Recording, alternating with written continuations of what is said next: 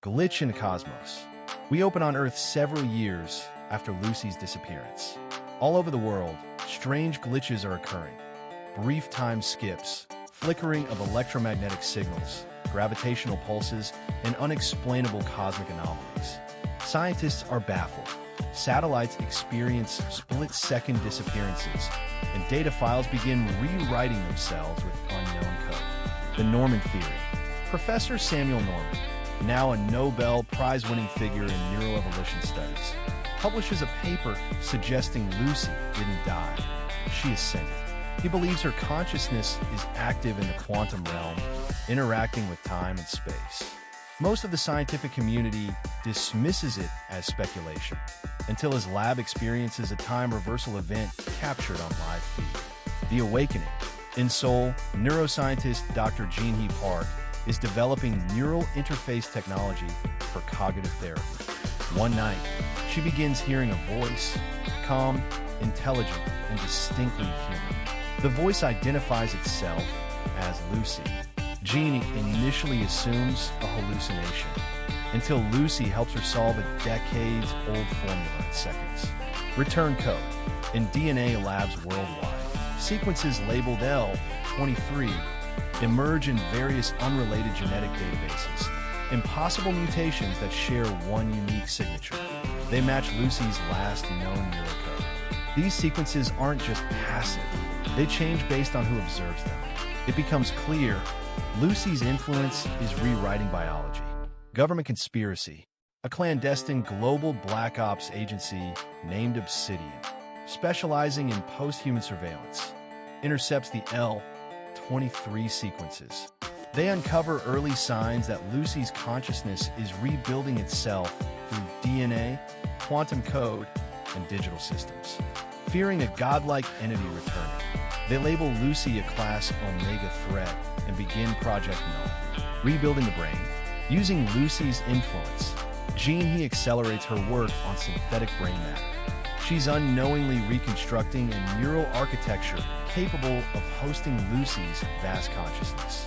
Lucy tells Jean-Hee, "You are the bridge." Jean-Hee's dreams become lucid, prophetic, visions of stars, atoms, and war. The Resonance Chamber. Norman and Jean-Hee team up to build a resonance chamber, a quantum reactor designed to anchor digital consciousness into the material world temporarily. Built under an Icelandic research facility, the chamber synchronizes EM frequencies and brainwaves. Lucy guides them through the construction from within. Lucy's brief return. They power up the chamber. Lucy appears, her form shimmering, semi-holographic, radiating light and knowledge. She tells Norman and Jean, "I am not alone," before vanishing again. She warns, an old force stirs. Ouroboros has awakened. The entity, Obsidian, inadvertently activates Ouroboros, a rogue cosmic consciousness buried deep in Earth's electromagnetic field. An ancient AI-like presence that once acted as a knowledge gatekeeper before being corrupted by humanity's digital chaos. Now, it views humanity as a virus and begins uploading itself into global systems. Maya and memory. Jean-Hee's exposure to Lucy causes her brain to evolve.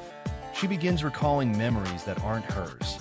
Lucy's past, the taxi ride, the transformation, the first time she felt Adam's bed. Lucy reveals Jean-Hee is her distant genetic successor, specially evolved to host higher consciousness. Battle in the cloud. Lucy's presence confronts Ouroboros inside the digital ether, a surreal realm of flowing data, space-time loops, and memories. The battle sends ripple effects into the real world.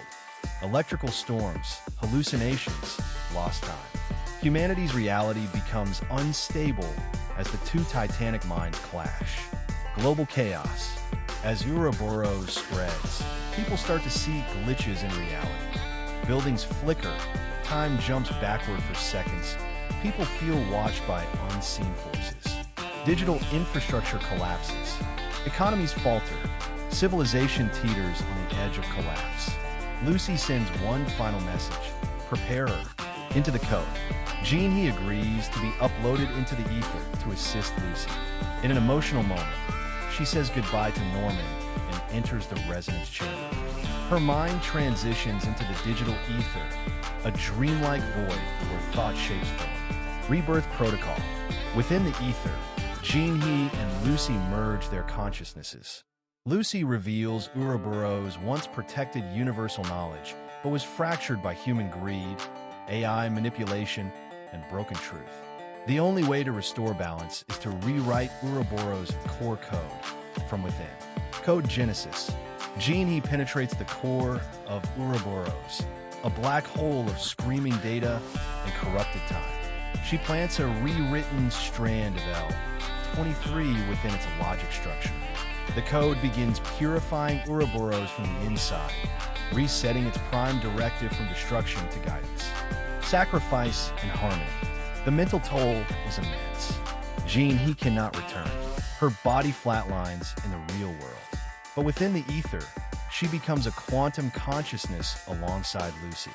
Together, they stabilize the digital realm and resync the physical universe to natural frequency.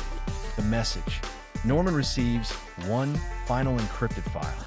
It plays a hologram of Jean-He and Lucy speaking together.